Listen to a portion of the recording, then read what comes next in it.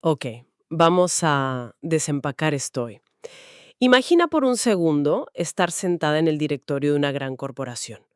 Hasta hace muy poco, el tema de los impuestos era básicamente una simple línea en un balance financiero. Claro, un problema del departamento de contabilidad. Exacto. Se lo delegabas a contabilidad y te olvidabas.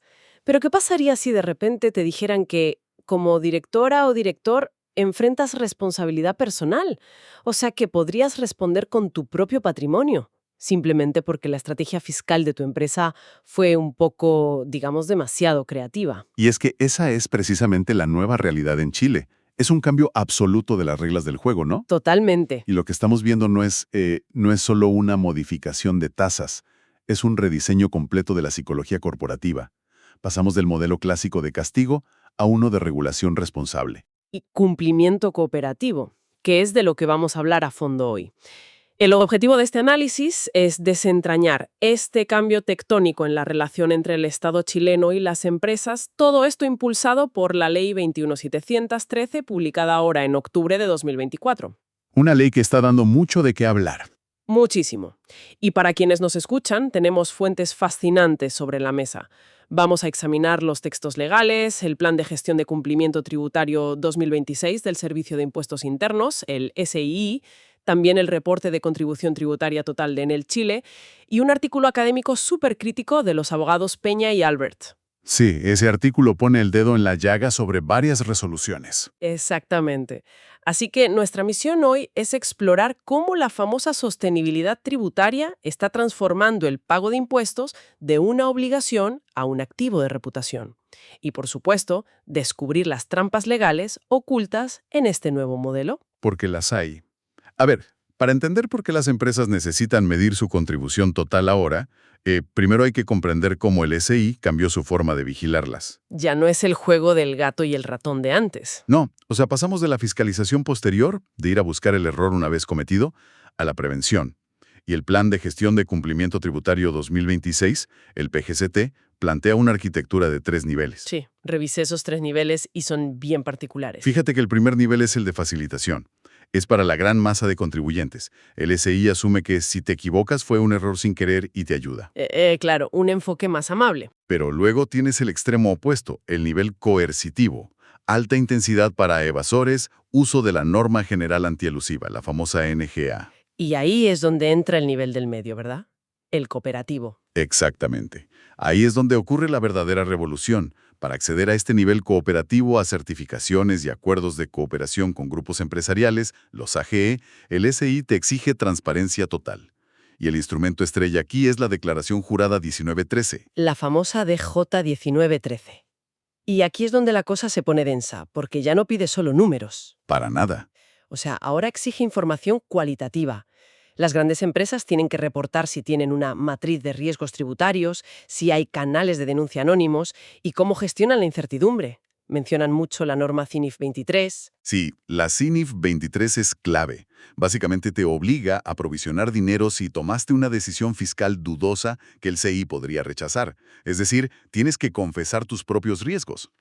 Es como, a ver, para hacer una analogía, el sistema antiguo era como un radar de velocidad en la carretera que te multaba si ibas muy rápido, ¿no? Te sacaba la foto y ya. Claro, un evento posterior. Pero este nuevo sistema cooperativo es como tener a un inspector del SEI sentado en el asiento del copiloto de tu auto. Literalmente. O sea, te da indicaciones para no chocar, te ayuda, pero exige que le cuentes exactamente cómo funciona el motor del auto. Y si los frenos andan mal, tienes que decírselo. Es una analogía perfecta. Y eso conecta directamente con el concepto de gobernanza fiscal. Ya no es un tema solo de los contadores. Los directorios asumen responsabilidad directa, incluso solidaria, sobre la estrategia tributaria. Lo cual debe tener a más de un director bastante nervioso hoy en día. Totalmente.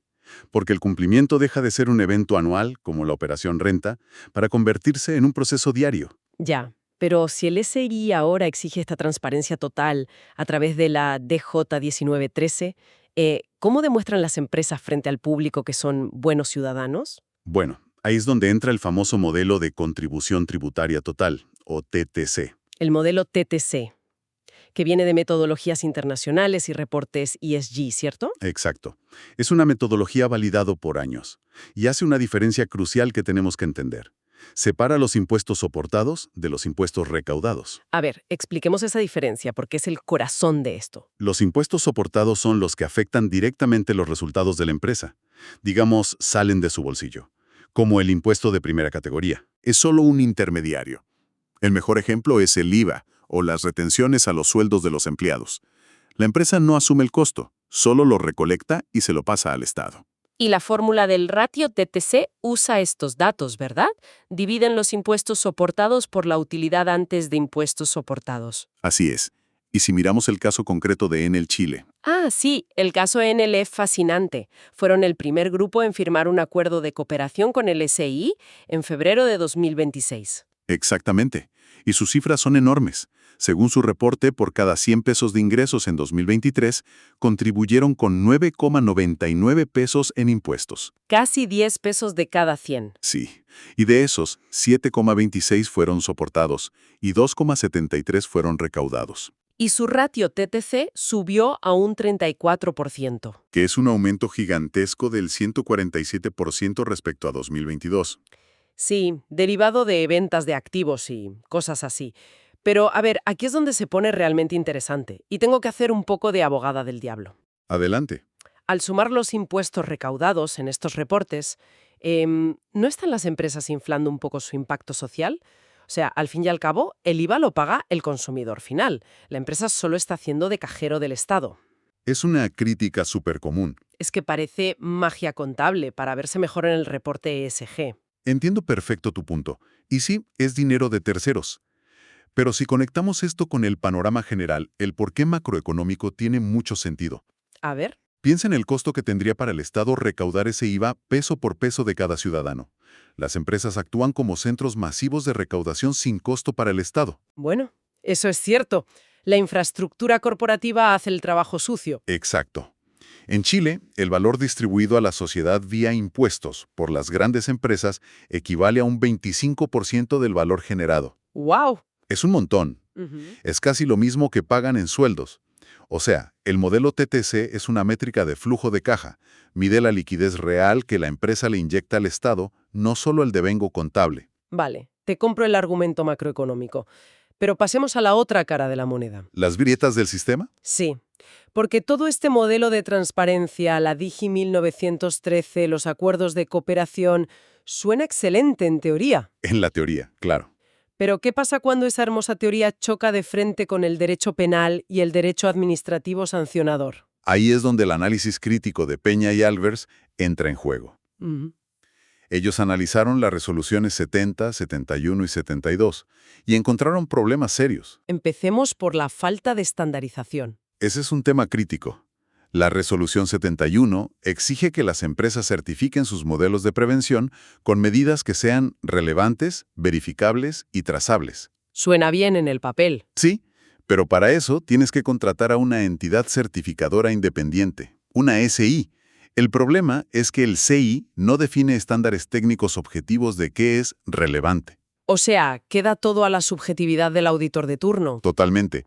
Y a eso Peña y Alberts le suman lo que llaman la trampa de talla única. Ah, sí, eso me pareció súper injusto leyendo las fuentes. Es que se aplica el mismo procedimiento burocrático para una empresa mediana que recién está ordenando su gobierno corporativo que para un gigante corporativo transnacional. Ignorando por completo el perfil de riesgo real. Una empresa mediana se va a ahogar en costos de cumplimiento. Y no hay un mecanismo de apelación claro si una de estas certificadoras privadas te niega el sello.